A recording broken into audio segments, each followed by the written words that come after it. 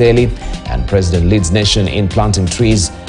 We can see him here, same picture. President William Ruto planting a tree during the National Tree Growing Day at Q Wetland, Makueni County yesterday. The head of state said conservation of the environment is an urgent and collective responsibility. Also, Ruto noted that natural resources, particularly forests, play a crucial role in maintaining the ecosystem balance, enhancing biodiversity and sustaining the livelihoods of people and communities across the country. You have the story on page 4, on page 5, 6 and 7 of the Daily Nation, not the Daily Nation but the People Daily this morning. Let's buckle down to what Taifa Leo has for us. Haki Kenya Sihami. That is a splash today. Vituko wasahau masaibu yanayowakumba kutokana na gharama ya juu ya maisha na kuzama mitandaoni kwa ucheshi. Right. Just the memes yesterday that were going around regarding also the tree planting day. You can read all about it inside Taifa Leo. And on top, you can see Raila amtaka Ruto arejeshe kazi mtaani, asema hiyo ndio njia ya haraka ya kuokoa uchumi unayoyumba. And Mamelodi Sundowns mabingwa, you can follow the story there inside Taifa Leo this morning as well. As we buckle down to Business Daily, or to business, this is what the Business Daily is holding for us. Kenyans' loans 60% more expensive than Tanzania and Rwanda. Kenyans' loans are 60% more expensive than Tanzania and Rwanda. 364-day T-bill is now at 15.61%. And we have also investors making a killing from government. Kenya shilling against regional currencies also you can see the illustration here how it is faring right now. That we have the Kenya-Uganda shilling depreciated the most by 16.45% this year. We have also Kenyan shillings against Tanzanian shillings depreciating by 12.26% over the same period. Kenya against the Rwandan franc has depreciated by 6.68%. That's how the shilling is performing regionally, and you can see it's getting such a bashing and beating right now as it stands. Also still on the front page of the Business Daily, duty-free goods cost KRA 30 billion shillings forgone tax. The importation of duty-free agricultural products denied government close to 30 billion shillings in taxes, reflecting the high cost of cushioning Kenyans against the steep consumption prices. Also, a report by the Treasury shows that tax expenditures or forgone taxes increased 3 times from 15.6 billion shillings in 2021 to 45.5 billion shillings last year after waiving duty on agricultural products. You have the story continuing inside the Business Daily as well on page 2. IMF deal behind Ruto's forest cover drive. Right, it seems the hand of IMF was pushing the government to mark yesterday as a public holiday to for the tree drive. As the national tree planting got underway yesterday, President William Ruto was holed up in a meeting at State House with an International Monetary Fund mission led by Haimanot Tefara, who was accompanied by its resident representatives Salim Chakir. You can follow the rest of the details inside on page 3 of the Business Daily. Maybe we just can have a bit of reading there, what it says regarding that particular hand of IMF there. And it says, insiders say the tree planting holiday was part of Kenya's strategy to register its commitment to a multi-billion shillings deal with the IMF about 3 months ago on climate change mitigation and reduction of greenhouse gas emission. Having the tree planting day to coincide with the IMF mission's visit was important in terms of registering Kenya's commitment to a climate change financing deal agreed some months back, according to a senior source from, of course, the Bretton Woods institution. On July 17th, the IMF Executive Board announced it had approved Kenya's request for a facility of about $551.4 million, that is 83.89 billion shillings, to support an ambitious effort to build resilience to climate change. That is just an excerpt of what the Business Daily is holding on the front page of the Business Daily. There on the ticker, IMF deal behind Ruto's forest cover drive that it seems to have prompted yesterday's holiday. Let's see what we have across the borders. In Uganda, we have the Daily Monitors. There we have Sever's fake death. Sever's fake death to get NSSF money. Right, this is the National Social Security Fund says the investigations have revealed that some members who are still alive have reportedly been recorded as dead on the National Identification and Registration Authority database. And they have the story on page 6 of the Daily Monitor.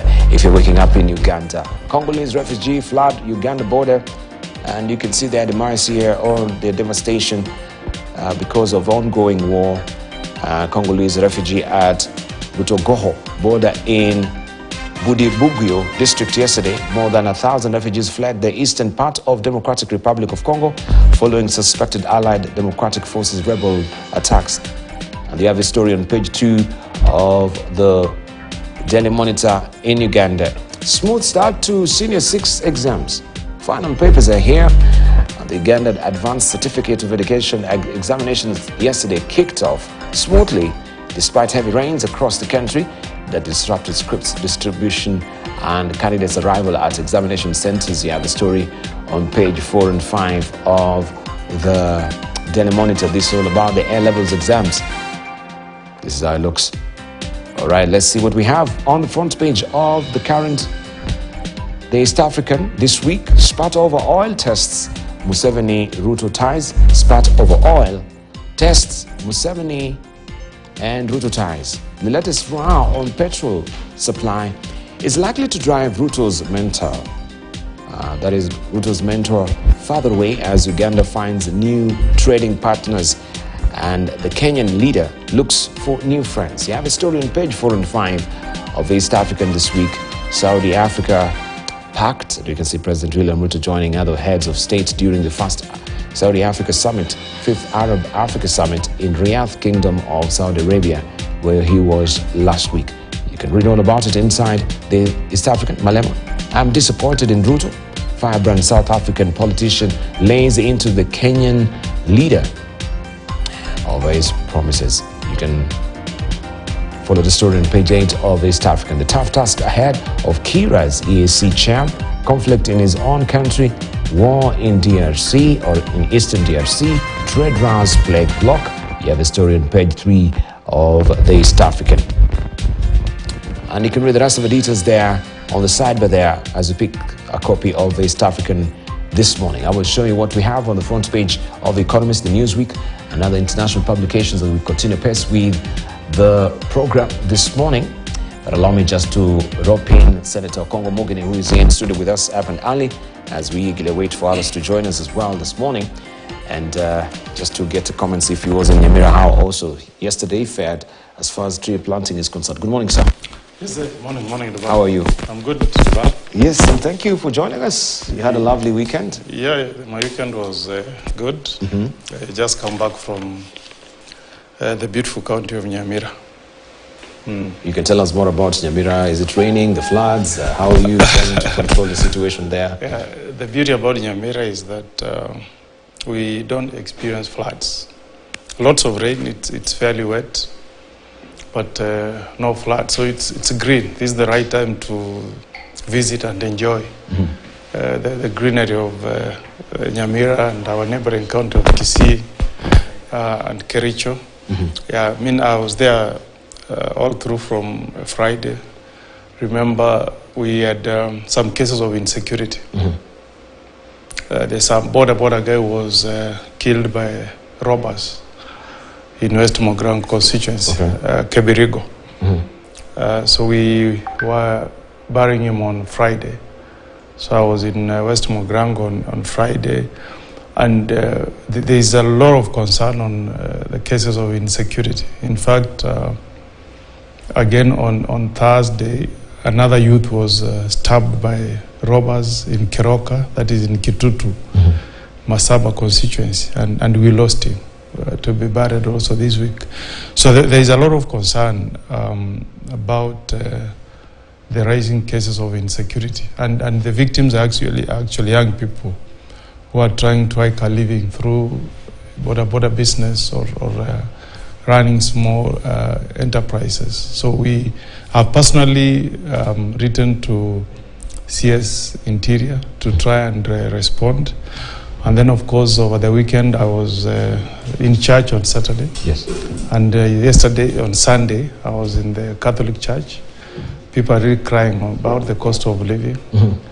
There's a lot of concern from citizens that they have really been pushed to the wall. They can't bear it any longer. So we hope that there will be interventions sooner than later. Otherwise, the feeling on the ground by the common mwananchi is that the government does really not care about the rising cost of living. There are no interventions coming in from the government to try and cushion Kenyans, and I think that should be a matter of concern to the government of the day. So generally, it was a beautiful weekend, and we summed it up with planting of trees. I hosted 2 senators, and we planted, actually they planted symbolic trees. And we hope that we can contribute in making this world a better place for us in terms of protecting the environment and making it more green. We don't want to live in concrete jungle. So I think that was a good initiative, and I saw many people mobilized by the, how do I call them? We used to call them provincial administration. I don't know where the chiefs fall now. I saw the national government, maybe through the chiefs mobilizing people to plant trees. So I believe yesterday Kenyans really made an effort to plant trees. If we can nurture them, it will contribute to the population of trees we have as a country. Yeah. All right, and of course we shall be also joined by Gladys Bostrelay and also Dan Mazo as well. But I just wanted to show you the editorial tools that we do have today, just a few of them in the standard. This is what Gado has drawn today. It will be wise for the government to invest in this simple tool, and you can see everyone is greatly shy to actually be associated with that particular tool. This is a lie detector, as you can see it here, drawn by Gado. Everyone from the clergy, from the cabinet ministers as well, are running away from that particular tool. This is in the standard, right? And this is what Gado has drawn today. And peace. This is what is the call now. I brought this special gift for Israel and Palestine. Please come forward if you can hear me. This is what everyone is crying for right now, especially with the warring faction between Israel and Palestine. Everyone is calling for peace and the stoppage of the carnage that is ongoing, that is very barbaric, that is being perpetrated by the Israelites, according to reports. And everyone is calling for the stoppage and the ceasefire in Israel right now. All right, let me just hear from Gladys Bostrelay, looking dapper this morning, coming from Wasingishu County, and she'll tell us how the drive was also on the ground on the tree planting. Good to see you. Good to see you. Looking fresh. Yes. Yes. How was it yesterday?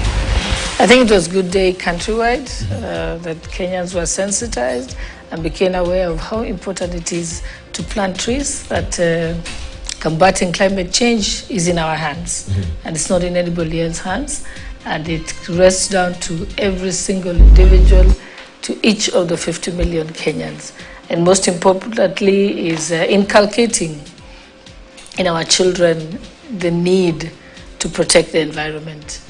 And because this is something that has been ignored for a long time, it's very natural for someone to throw garbage out of their car, or if buses are up the road, they throw plastic without thinking about it. And that people cut trees without thinking twice about it. I think now it's become a national conversation, and it's become a real issue. And I think this is the beginning of actually having some real change. Yes. I also saw that the wordings were chosen very carefully. It is tree growing day. It's not tree planting day. Yes. Because we always plant tree and we forget to nurture it, take care of it. then it dies off. This is a tree growing, so we reminded for that particular tree that you planted, please go back and water it. No, my biggest, after the rains have gone. Yes. Yes, I mean, many times when I've gone to functions and they would ask me that they want me to plant a tree symbolically, I'd always say this hole is too shallow. So this tree is not going to grow, and I don't want to do it because I don't want to grow a tree that will die. So sometimes people have just like sort of scooped. We have a joke in my farm. We say in Ile kama ya kuku kulalia, you know, a very shallow hole. Yes, the one that chickens used to hatch. So that means that it's got to be the right depth. You've got to remove the topsoil. You know, there's a way to do it, and it's also important to plant it during the right season, because even if you plant many trees in schools, it's not the rainy season. It means the children would have to carry a jerrycan of water every day, at least 4 times a week, to water the tree. And we know that the tree needs a lot of water at beginning areas, and that's why it's important that in areas where you think water is far and you need to water the trees, then you can do it along the riverbeds, along the swamps, and so on. And not just moving from planting trees to growing trees. I think the right trees. The right trees as well. Yes, because there's also a lot of trees that we grow. There was a time when the biggest thing to do in Kenya was to plant eucalyptus trees. I mean, which is not good for the soil and not good for fertility. And it was around, and so, but it tells you how long it took for Kenyans to listen. Wangari Maathai, God rest her soul, by the time she started speaking about the need to grow trees, I think we must have lost another 1.5% of our forest cover as she spoke about it, as she was vilified by government, as she was violently attacked during her attempts to do it. It is only when she won the Nobel Peace Prize that people paid attention to what she was saying. And even then, it was not sufficient for her to be honored with being Minister of Environment. And I like what they said during the time that she was fitted with the Nobel Peace Prize. They said that she was thinking globally, but acting locally. Indeed. Yes, so she was ahead of her time. And now I have no doubt, because it's being led right from the top, from the presidency. I think more than ever, Kenyans should be able to achieve this. And Kenyans are talking about it. Everybody's saying it. And so I think real change is finally coming. Right, I think we should consider having it every monthly, so that it is not just an exercise that we carry it once a year. And I can see the 15 billion shillings now will become sort of a preserve of the schools who will help us to actually plant these trees by 2025. I think you can also use technology. I mean, technology is very good in being able to track this. So you can tell yourself, you can, at every section of the country, it doesn't have to be a countrywide application or technology. It can be using the existing technologies.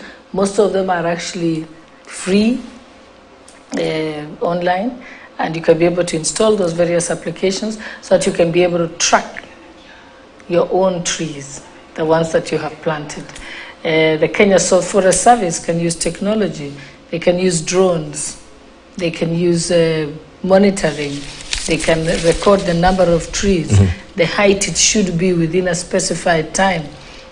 So we can use technology, data management, to be able to get a completely precise monitoring of the trees. So you just don't plant it and hope that one day you'll see it grow. Right. You've got to monitor it. And that's why the students are powerful.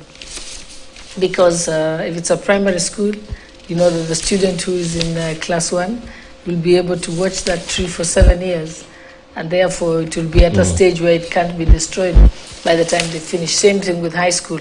So they are a powerful force. Which it becomes your project, sort of.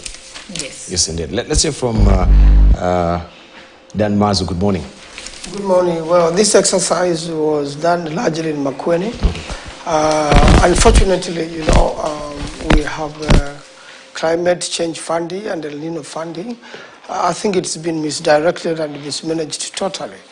If you really want to sustain a tree to grow in a climate condition like Makueni, which is largely, arid, you need quite a number of water pans. And if everyone invested in water pans, then you are going to do seedlings around the dam or around the pan.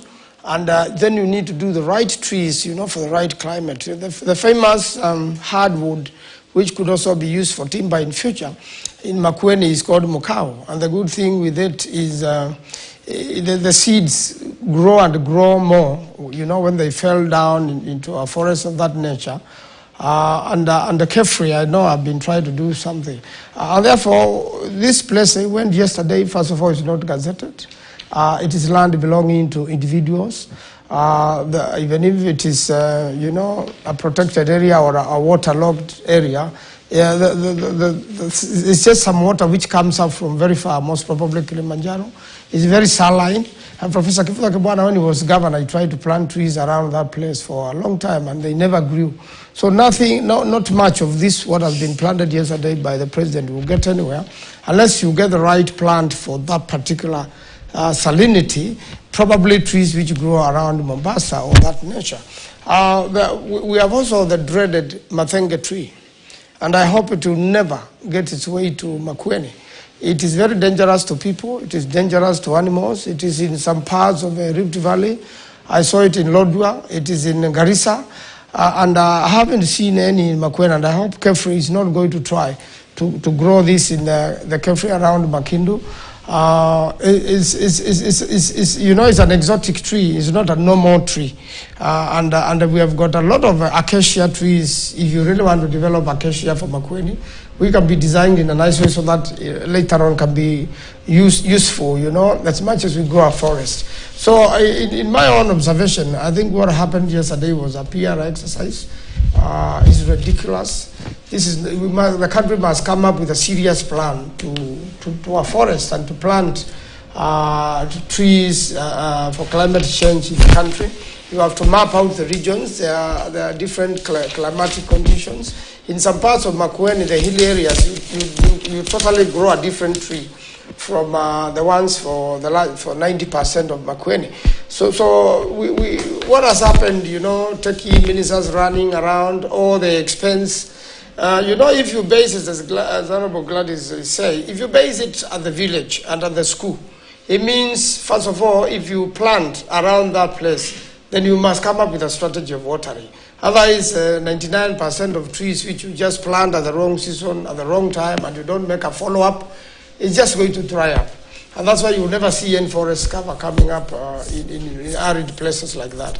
And we can actually grow trees everywhere in Kenya. There are trees acclimatized to all regions in Kenya, but there has not been a proper plan.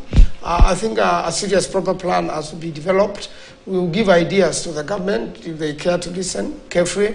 Because unfortunately, many people in government never want to change. They just want to do the same things the way they did it in the 60s, in the 70s. And you find the civil servants don't want to change anything. And even little money can be stolen through these processes.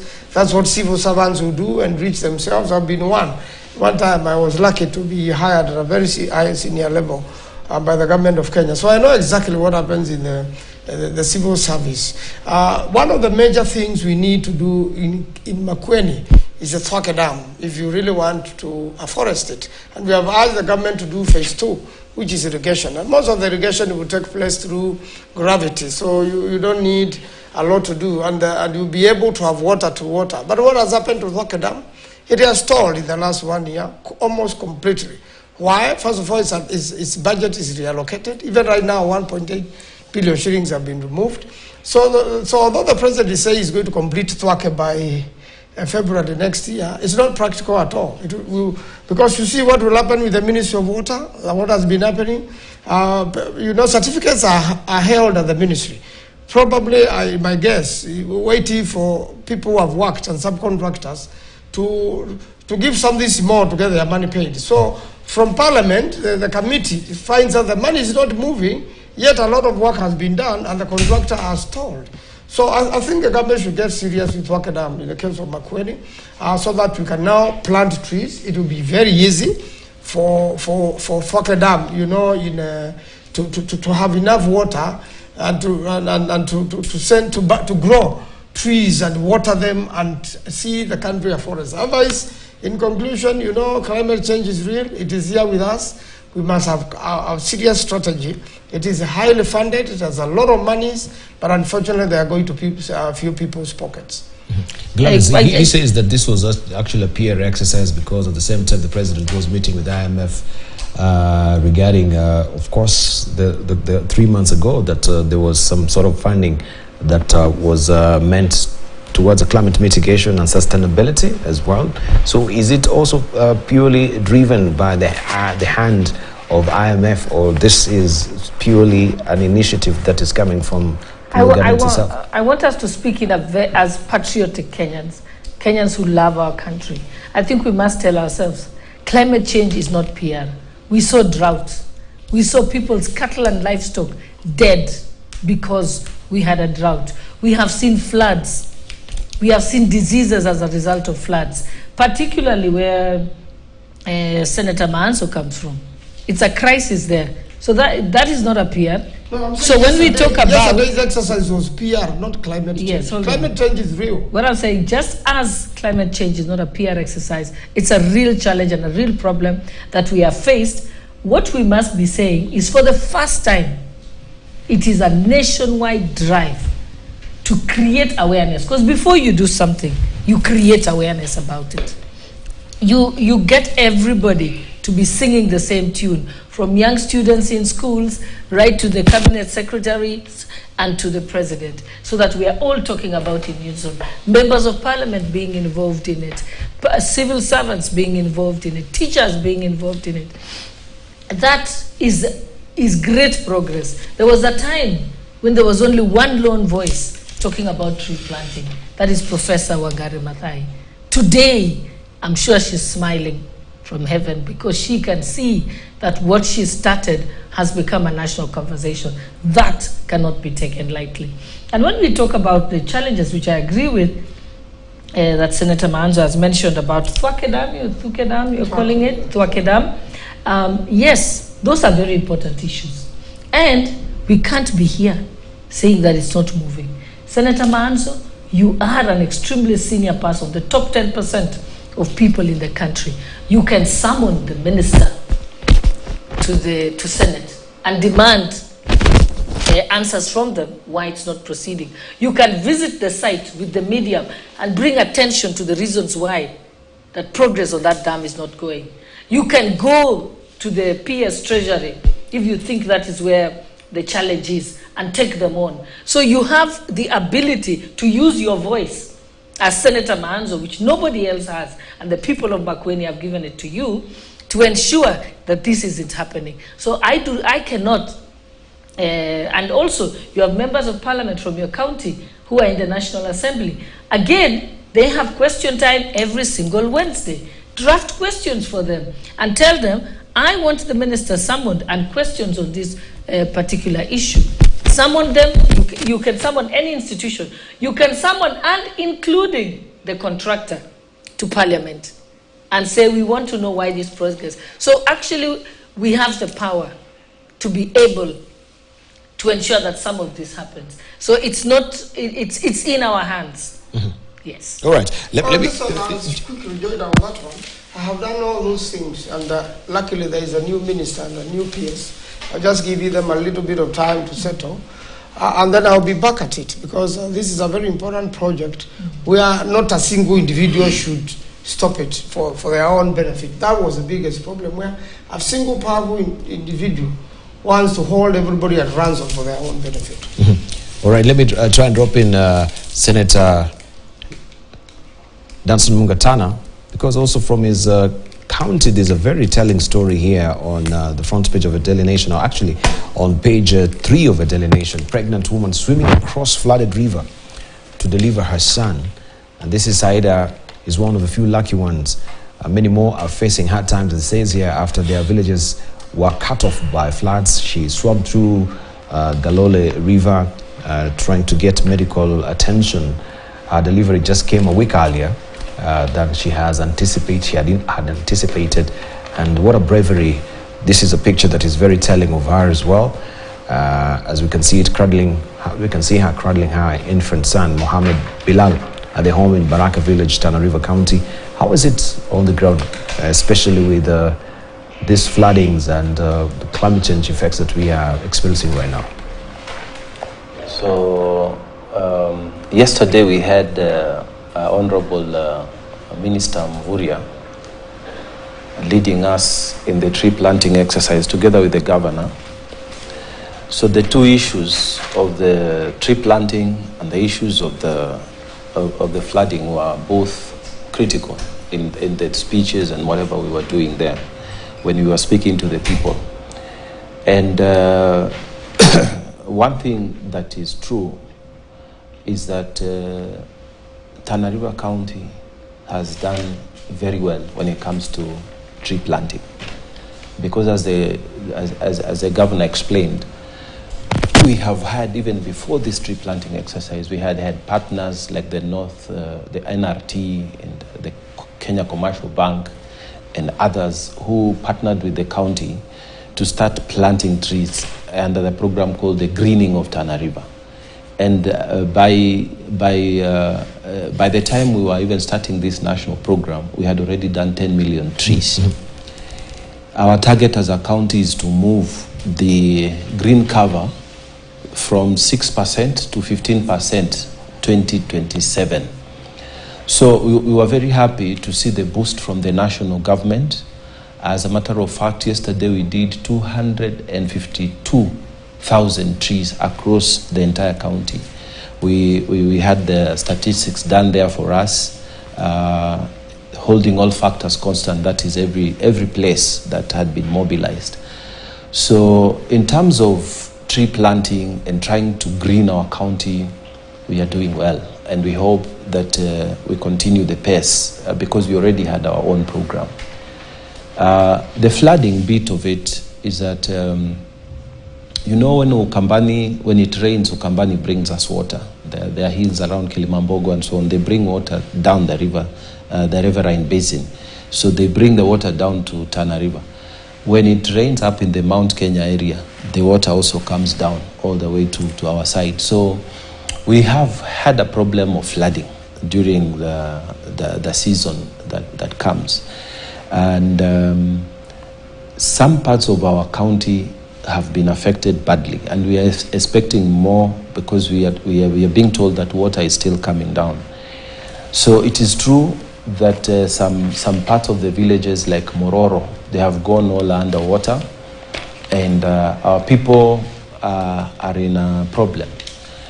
So the county government and the national government are working together with partners, and we believe that so far the critical problems of food, medicine, mosquito nets, beds and so on, both national government, county government and other partners have come together. So we are trying to support the effort so that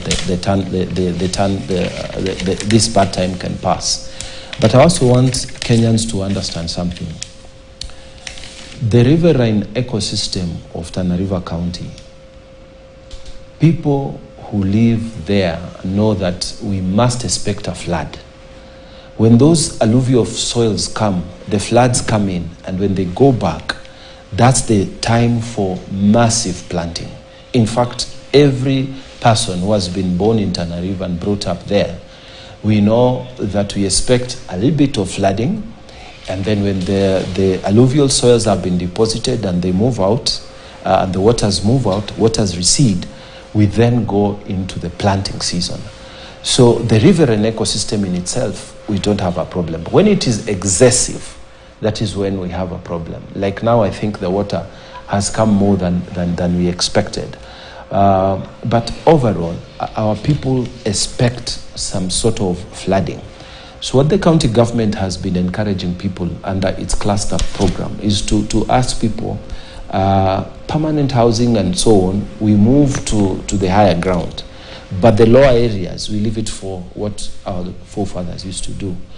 So yes, we have that challenge for now, but we believe that we shall overcome. If the waters don't come too much, like if they, we've had a bit of sunshine lately there, so we are hoping that if the waters don't come too much, then we will be able to manage the situation. But if it comes with the volumes of El Nino, then we have a problem. But so far, county government and national government has been mobilized, and we have created a lot of awareness amongst our people. We've visited villages, we've done everything that needs to be done. And our prayer is that God will somehow control the waters so that they are not too much in our place. There's a very interesting editorial cartoon that had been drawn early by Victor here. Yes. And it's all about, I think they're taking a stab at the president and his pronouncement that, the El Nino is no more. We should forget about it, and here we are. So we can see that the reverse of the situation. It says the weather was wrong, El Nino it is. You can see the Met Department, of course, office is under the waters right now, and the paddles of the executive now, so it seems to be actually sinking. The weatherman now is floating on top there. But just basically, did we speak out of turn way too soon than we shouldn't have? You know, Dibal, those things are scientific. When the person tells you, because you see, if you are a political leader, you are always depending on the science. If they tell you no, the expectation is a lot of rain, not the El Nino factor, then that's what you tell the people, because you're depending on the science. But if the science, then they get it wrong and they say we apologize, we have to accept it, that an apology was given, we accept, and then we deal with the situation as it is. Yes. All right, so they said, okay, the president as well is a scientist. Right. A scientist depends on the data. When the data man tells you this is going to be El Nino, you say that. He says there's no El Nino, you say so. All right. Yes. Let me hear from Okongo Mogeni, because one of the issues that maybe I wanted to bring to the fore as well, even as we're winding up on this issue of planting tree exercise, is the wanton also uprooting of a Baobab tree. And we've seen the Baobab tree, especially in Kwale, also I think in some parts of Makueni as well. There is a lot of Baobab tree that is being uprooted, and this came also to the attention of NEMA. And they're being sold for over 500,000, a million shillings. And the people wondering, what is so much an interest that is now on the Baobab tree that is being, exported out of the country, and there is no regulatory framework around it? Should we maybe also open our eyes and try and investigate what is happening in abroad regarding now the Baobab tree? I don't know if you're conversant with that. Maybe I'm not from coast. And even when it comes to tree planting, yesterday we were struggling in Nyamira because we don't have land to plant trees. There's no land. There's no land. But you can adopt trees elsewhere. We were actually cracking jokes yesterday in Nyamira and saying maybe the government should do what happens in America, where the road reserve is covered by trees, so that there's something I saw Moi tried in the 80s. We were driving from Nyamira to Kericho, and we were being forced to plant trees along the road from Sotik to Kericho. So that would be an intervention in areas like Kisii, where we are overpopulated. You set aside the 60-meter road reserve and cover it with trees so that you drive along a forest. I see it's been done and planned very well in the US. But speaking about the Baobab trees, NEMA is a body that has been tasked with issues of protecting our environment. When Wangari Maathai was fighting the grabbing of Karura Forest, I was the chair of EACC then. And she did not have any support from any government body. She actually did it single-handedly.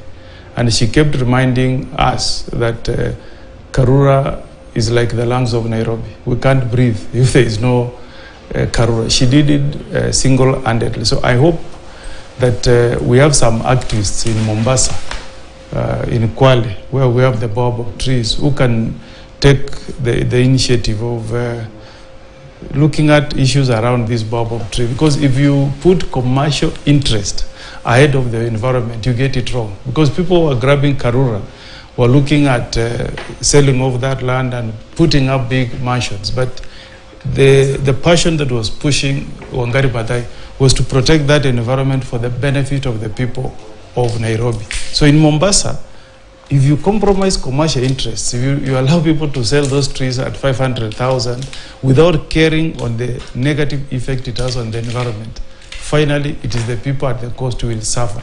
I hope NEMA can make proposals to Parliament. I was in the UK some times back, and somebody told me to cut a tree in the UK, in London.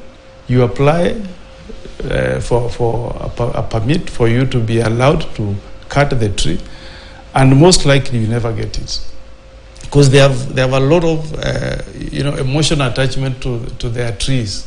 The fact that they need to see some green in London, that you will never be permitted, and you will, if you actually found cutting a tree without having been given authority by the mayor of London and his administration, you will face hefty fines. So I hope NEMA can also seize the moment, make proposals so that they have a more say on anybody who wants to cut trees. We know that you own land and everything on it, but at the end of the day, the things we have seen happening around environmental degradation demand that we need a body that is tasked with midwifing how we care for our environment. Right. I think even that one should be a concern for the legislators, because we've seen a lot of this sort of, they're not, what we would normally call them, this not really dummy wildlife that is coming up in Dubai and other places, that they're not real, but they're sort of an archetype, right, of a real thing. Could it be, I'm not saying that Dubai is, but could it be that now there's a harvesting of the Baobab to go and actually put them there in this, some of this man-made, so to speak, wildlife and game reserves that are there right now, that's now being extorted in the country?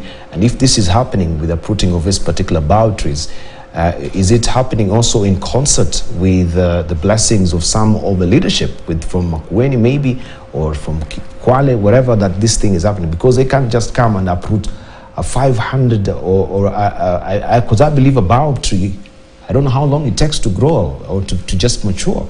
It takes years and years to mature.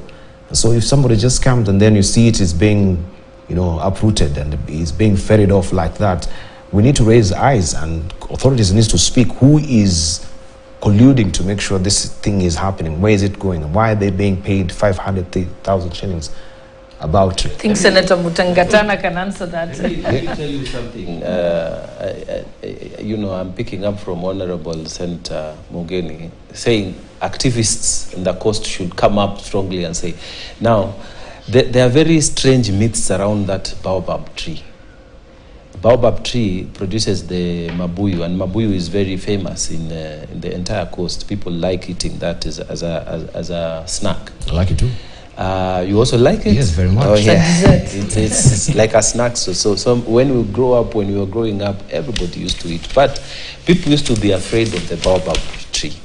So protecting it, some awareness has to be created, because people used to say, oh, there are black cats which live around there.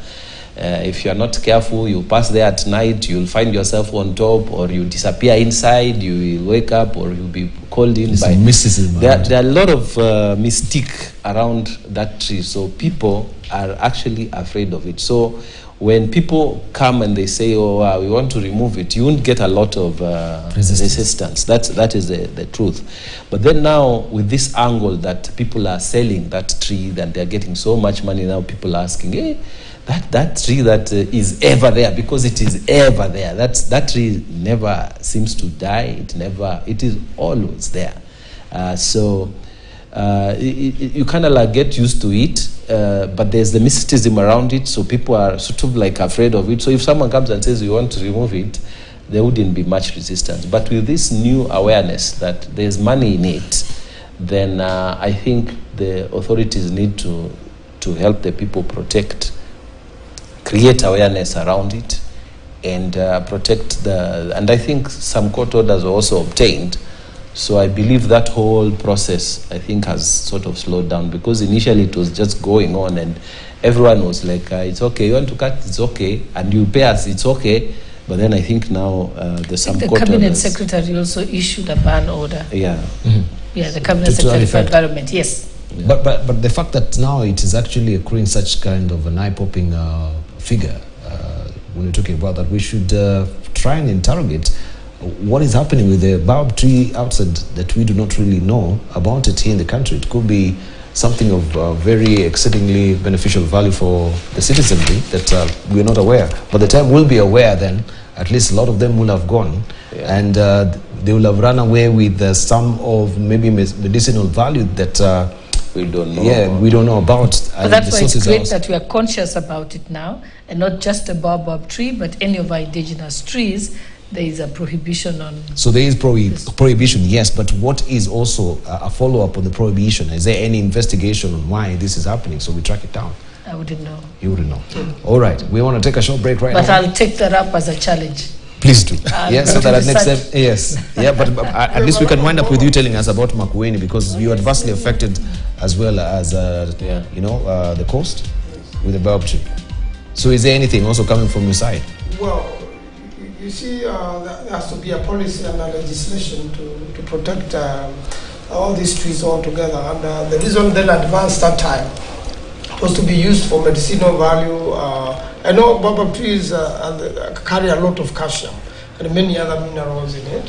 And uprooting one is a very big exercise. If you see the Kenya Power, when the lines are going through a place with baobab trees, to get to uproot it, and even where it lies, it will take a long time to ever even rot. So it's something I think a government should really get into. We find out where it is going to, what for. If there is need to harvest them, then it should be controlled, because most of them are individual people's farms.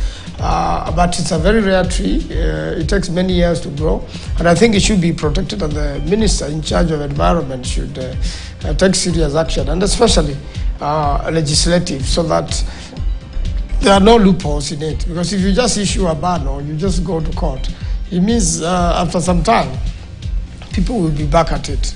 Indeed. All right, so if it's a very good source of calcium as well, you'll wonder why.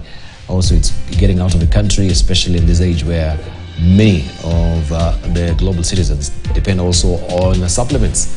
Right, we'll take a short break. When we circle back, we shall be looking at a raft of other issues as well that is bedeviling the country, hacking back also to President's State of the Nation address last week as well. Silent issues that were raised, the cost of living, also smack dab in the middle. And what is his plan now? His collective sleeves as far as ameliorating that is concerned. We take a short break. Don't go away. You're watching CS Fiesta here on Morning Prime.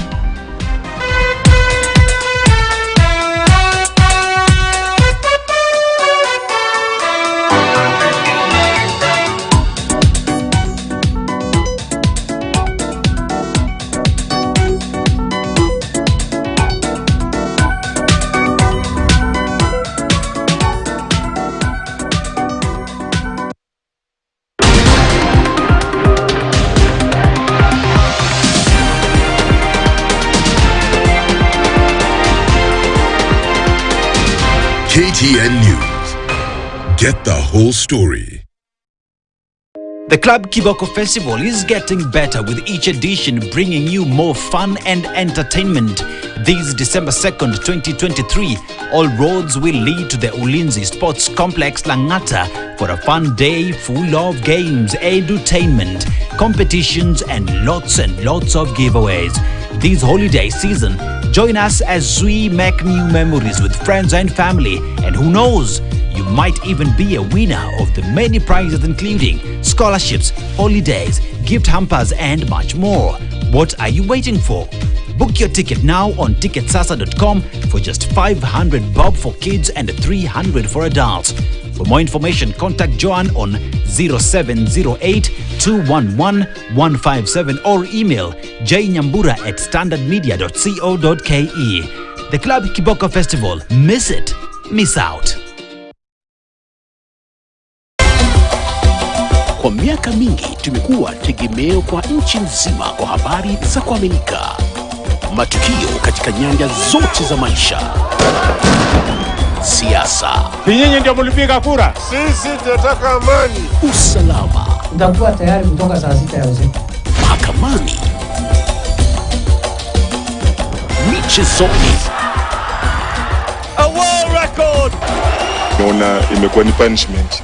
Kwa wakati ufaao, na ndio maana tunajiboresha hata zaidi. Kwamba sasa